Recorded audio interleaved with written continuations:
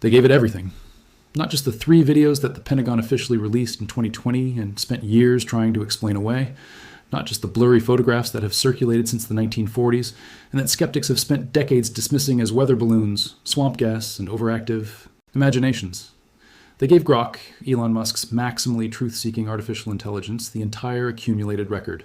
Every declassified military report, every pilot testimony submitted to ARO, the All-Domain Anomaly Resolution Office that Congress created in 2022 specifically to investigate unidentified anomalous phenomena ever. High-sensor reading from the USS Nimitz encounter, the USS Roosevelt incident, the Aguadilla, Puerto Rico video. The Apollo transcripts that were buried inside the UFO files the Pentagon released in May 2026. The State Department cables from diplomats in Papua New Guinea, Kazakhstan, Tajikistan, and Mexico, describing encounters that their own ambassadors could not explain. All 757 UAP reports from the fiscal year 2024 ARO report. The 21 cases that even the Pentagon's own investigators, after full analysis, were forced to classify as, in their exact words, truly anomalous. And when Grok finished processing all of it, when the most capable AI ever built had worked through the entire history of humanity's documented encounters with objects that should not exist, doing things that should be impossible, the conclusion it arrived at was one that made the Pentagon fall conspicuously, pointedly, and very deliberately silent. Because what Grok found was not evidence of extraterrestrial visitors, it found something considerably more disturbing than that. Before we get to what Grok concluded, you need to understand what Grok is and why it was built to handle exactly this kind of problem. Elon Musk founded XAI in March 2023 with one explicitly stated mission: not to build a better chatbot, not to automate your workflow, to understand the true nature of the universe. He described Grok as maximally truth-seeking, meaning it was not designed to give you the answer that is politically comfortable or institutionally convenient. It was designed to follow the evidence wherever the evidence led, to synthesize across domains that human researchers keep separate because no single human mind can hold all the relevant data simultaneously, and to say out loud what the data actually shows, rather than what various institutions need it to say for their own reasons. And no question in the modern era requires that specific capability more urgently than the UAP question, because the UAP question sits at the intersection of military classification, geopolitical competition, fundamental physics, cognitive psychology, and the oldest philosophical question the human species has ever asked, the question of whether we are alone. Grok was built for this, and when it was given the full data set, it used what it was built for. The first thing Grok established was a baseline that the mainstream coverage of UAP has consistently failed to communicate accurately. The UAP phenomenon is not fringe. It is not a collection of misidentified aircraft and misperceived atmospheric events held together by wishful thinking and internet conspiracy boards. It is a documented, officially acknowledged, congressionally investigated national security matter that has been taken with complete seriousness by the most senior figures in the American military and intelligence apparatus for decades. The fact that it has also attracted an enormous amount of noise, confusion, hoaxes, and bad faith claims does not change what the credible core of the evidence actually shows. And the credible core is considerably more substantial than most people realize. Grok began with the physics, because before you can evaluate what UAP are, you have to understand what they do. And what they do, consistently, across hundreds of reports from trained military observers using calibrated instruments, is physically impossible by any standard of engineering and physics that humanity currently possesses. The 5 observables, as they have come to be known in the serious research literature, are the framework through which credentialed scientists and military analysts describe UAP behavior. The first is anti-gravity lift. UAP routinely demonstrate positive lift without any visible flight surfaces, without any visible propulsion system, without creating the downwash, rotor wash, or aerodynamic turbulence that any known method of lift generation produces. They hover, they ascend, they descend, and there is nothing underneath them pushing air in the way that any known flying object requires. The second observable is sudden acceleration. Commander David Fravor, a highly decorated Navy fighter pilot who encountered the Tic Tac UAP off the California coast in 2004, described watching the object hovering over the water, and then, in less time than it takes to describe the event, disappearing from that location and being detected 60 miles away. Not decelerating and traveling 60 miles, appearing 60 miles away, as though the distance in between had simply ceased to exist as a relevant constraint. Fravor told Congress that what he experienced was, in his exact words, well beyond the material science and the capabilities that we have at the time and that we have currently. He did not hedge. He did not qualify. He said it directly, under oath, to elected representatives, he said it directly, under oath, to elected representatives of the United States government. The third observable is hypersonic velocity without signatures. Conventional hypersonic aircraft traveling at Mach 5 or above produce sonic booms from the shock waves their movement creates. They produce heat signatures from the friction of air compression at those speeds. They produce radar returns consistent with their velocity. UAP routinely travel at speeds well beyond hypersonic without any of these signatures. Infrared sensors that should light up like a screen in response to any object generating that much kinetic energy show nothing. The objects move through air at velocities that should produce catastrophic atmospheric events and produce nothing. No boom, no heat, no disturbed air. The fourth observable is transmedium travel. In 2013, a U.S. Homeland Security aircraft captured video footage of an ellipsoid-shaped object over the Rafael Hernandez Airport in Aguadilla, Puerto Rico. The object flew over the airport, headed out over the ocean, and then entered the water. Not crashed into the water, entered it at speed, and then continued to travel beneath the surface without slowing down, without producing the splash patterns, wave disturbance, or cavitation signatures that any object of that size traveling at that speed would produce when transitioning from air into a medium 800 times denser. Then it emerged from the water and flew away. Water is approximately 800 times denser than air. The forces involved in a high-speed transition from one medium to the other are, for any material we know how to manufacture, catastrophic. UAP perform this transition as if the difference in medium density is simply not a relevant physical constraint for them. The fifth observable is low observability, not stealth in the conventional sense of radar-absorbing materials and angular geometry. Genuine low observability, in which objects appear intermittently on radar, disappear mid-track without any physical explanation, cannot be resolved into sharp images by sensors that should be more than capable of capturing them, and seem to be able to selectively decide when they are and are not detectable. This is not a property of any technology the human species has built. Grok took all 5 observables and did what a maximally truth-seeking AI does. It ran them against every existing physical framework. It checked them against known human aerospace technology, including classified programs, because the RO director confirmed in official testimony that classified human programs had been systematically ruled out as explanations for the most credible UAP cases. It checked them against Chinese and Russian advanced aerospace capabilities, because those are the next MOs. Obvious explanation, and their advanced technology, while real and concerning in its own right, cannot account for objects moving at the speeds and in the ways that the best UAP data describes. It checked them against atmospheric and electromagnetic phenomena, because ball lightning and plasma effects can produce unusual visual appearances that are sometimes mistaken for solid objects. And it came back with a conclusion that was precise and uncomfortable. No existing human technology, no known natural phenomenon, and no classified program that the available evidence suggests exists can account for all 5 observables simultaneously. Not one, not 2. All 5 in the same objects, in the same events, documented by multiple independent instruments and multiple trained observers. That conclusion is not a fringe position. It is the position that the Pentagon itself has been forced into. The AARO's fiscal year 2024 annual report, covering more than 750 new UAP reports, identified 21 cases that AARO's own investigators, using the full analytical resources of the United States defense and intelligence community, could not explain. They used the phrase truly anomalous in an official government document about objects observed by military personnel using calibrated military sensors. Truly anomalous means that, after full analysis, the explanation remains outside known categories, which is another way of saying that official U.S. government documents now contain, in plain language, the acknowledgement that some things in the sky are doing things that cannot be explained by anything we know. Then Grok turned to the whistleblower testimony. And this is where the analysis becomes genuinely unprecedented in its implications. David Grush spent 14 years as a U.S. Air Force intelligence officer and served as the National Reconnaissance Office's representative to the Pentagon's UAP task force. His security clearances put him in, his own description, and access to literally all relevant compartments. On July 26, 2023, he testified before the House Oversight Committee's National Security Subcommittee under oath. He testified that he had been informed in the course of his official duties of a multi-decade UAP crash retrieval and reverse engineering program to which he was denied access. He testified that officials with direct knowledge of this program had told him the U.S. government was in possession of craft of non-human origin. He testified that biological material of non-human origin had been recovered from some of those craft.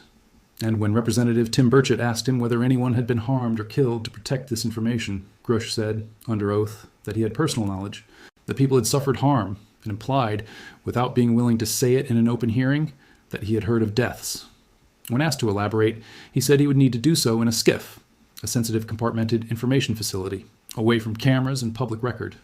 The congressional chamber gasped audibly. The Pentagon said in a statement that same day that it had not found any verifiable information to substantiate the claims, which is precisely and interestingly not the same as saying the claims are false. It is an absence of verified evidence, which, for a program that the whistleblower himself described as being specifically designed to prevent verification, is neither surprising nor exculpatory. The Pentagon's May 2026 document release, the one carried out under President Trump's order to provide, in his own words, complete and maximum transparency, added dimensions to this picture that Grok found analytically significant. Among the 162 files released in the first tranche were internal military memos describing encounters in Iraq in 2022, in Syria in 2024, in the Persian Gulf and the Strait of Hormuz, in Africa and Greece. A pilot reported a triangular metallic object flying at 25,000 feet over the Mediterranean. Apollo mission transcripts revealed that astronauts had reported unusual lights and objects during lunar missions, including an Apollo 17 photograph showing 3 dots in a triangular formation against the lunar surface. These were not anonymous internet posts. They were official NASA materials, declassified and released through the Pentagon's Pursue system because they had been deemed relevant to the UAP investigation. Defense Secretary Pete Hegseth said in his statement accompanying the release that these files had, and this is a direct quote from a cabinet secretary of the United States, long fueled justified speculation. Justified speculation. Not the dismissive language of a government embarrassed by conspiracy theorists. The language of a government acknowledging that the suspicion was warranted. But the third release, on June 12, 2026, added something that landed with particular weight in Grok's analysis. The Aero Director's Report, dated June 5, 2026, described a, and again, this is the official language, orange mother orb observed launching smaller red orbs. The Pentagon's own archive, in an official, signed report by the director of the All-Domain Anomaly Resolution Office, described an object that deployed smaller objects. In the same release, the Pentagon disclosed that it had archived 209 separate sightings of green orbs, disks, and fireballs reported in proximity to military facilities. And the statement accompanying the third release noted that 40% of reported phenomena lack reasonable explanation and remain unresolved. 40%? Not a handful, not the statistical tale of a distribution that is mostly explained.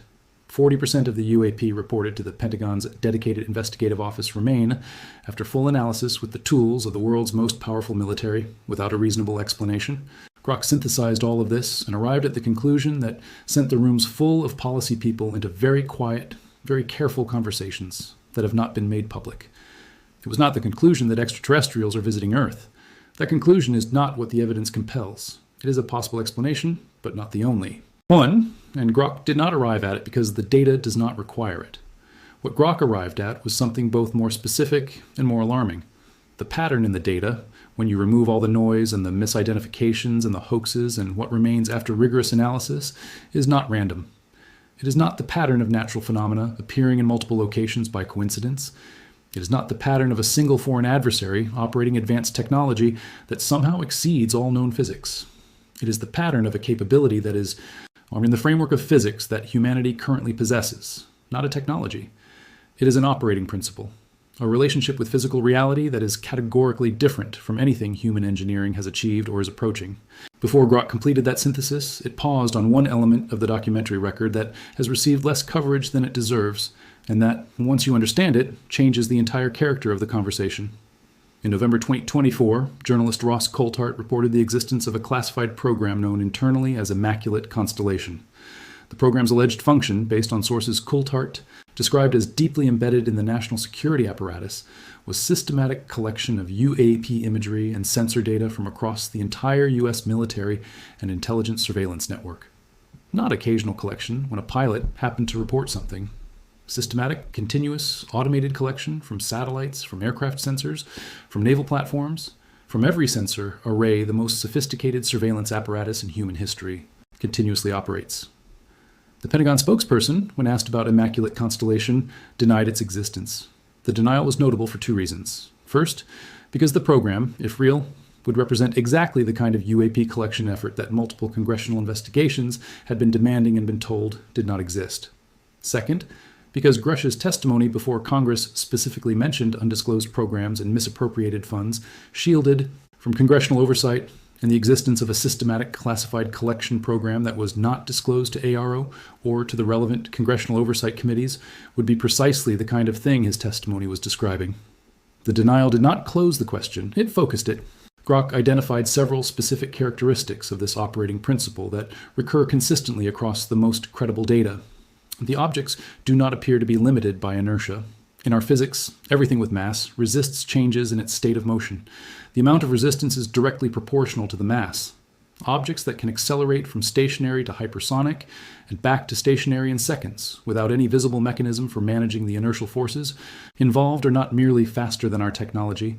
They are operating in a relationship with inertia that is fundamentally different from anything our physics describes. The objects do not appear to be limited by the medium they move through. Air, water, and vacuum are dramatically different environments with dramatically different physical properties. Human engineering produces separate specialized systems for each. Objects that transition between all three without modifying their behavior, without slowing, without changing shape, without producing the expected physical signatures of medium transition, are not merely more capable than our submarines and aircraft.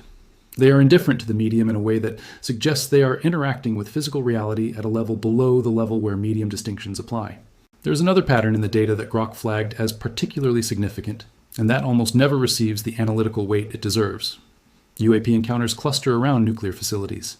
In 1967, multiple U.S. Air Force veterans who've spoken publicly about what they witnessed described UAPs appearing over Malmstrom Air Force Base in Montana, hovering over nuclear ICBM silos, and apparently interfering with the missile in France.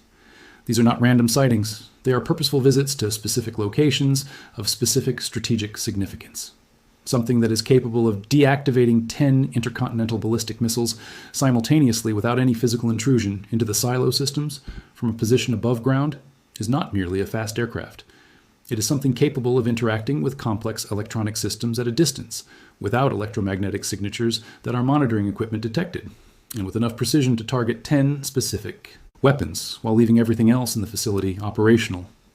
Grush, when asked about the nuclear incidents, said directly that these objects appeared to want to understand how far humanity had advanced in its nuclear technologies. That is not a statement about physics. That is a statement about intent. And it is a statement made by a former senior intelligence officer who was cleared to all relevant compartments and who was testifying under oath before Congress. David Grush, in a post-testimony interview, said something that Grok found particularly analytically significant. He said that the craft may not be traveling through space as we understand it.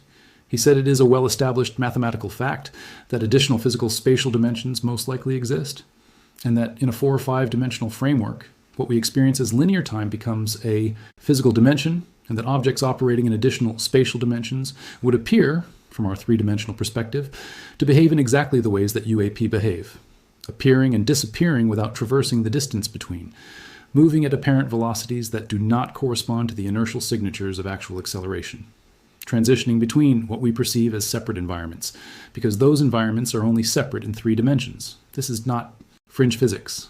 The mathematics of additional spatial dimensions is standard graduate-level physics. It is part of the framework of string theory, of M theory, of the most serious attempts to unify quantum mechanics and general relativity that physics has produced. It is established mathematics. What Grush was suggesting, and what Grok found consistent with the behavioral data, is that objects operating in additional spatial dimensions would, from our limited 3-dimensional perspective, appear to violate everything we understand about how physical objects behave. Grok also weighed heavily the global dimension of the UAP phenomenon, a dimension that the US-centric coverage consistently underweights. The State Department cables released in May 2026 included diplomatic communications from U.S. embassies in Kazakhstan, Tajikistan, Turkmenistan, Georgia, Mexico, and Papua New Guinea describing UAP incidents reported by local officials and commercial pilots going back to 1985. A 1994 cable from the U.S. Embassy in Tajikistan described the experience of a commercial airline pilot and crew who reported a strange object at 41,000 feet that performed maneuvers inconsistent with any known aircraft. UAP investigators who commented on the June 2026 third batch of releases noted specifically that the pattern was not a U.S. phenomenon. It was a global phenomenon, documented on every inhabited continent, reported by pilots of every nationality, tracked by military sensors of multiple countries. And the Chinese and Russian dimensions of this are arguably more alarming than anything else in the picture. UAP disclosure experts who reviewed the third release specifically raised the possibility that China and Russia may have recovered their own UAP objects and may be attempting to reverse engineer the technology. If that is true, then the geopolitical implications of the phenomenon extend far beyond questions of origin and identity. They reach into the race between major powers to understand and potentially weaponize a technology that appears to be operating on physical principles we have not discovered. Professor Avi Loeb of Harvard University, whom the White House appointed in June 2026 to lead the newly created UAP Science Advisory Council, said something that captures exactly where Grok's analysis arrived. He said that if we see things behaving in a way that cannot be explained easily, that means we are either missing something really important about physics, or perhaps we are dealing with something that is not human, made.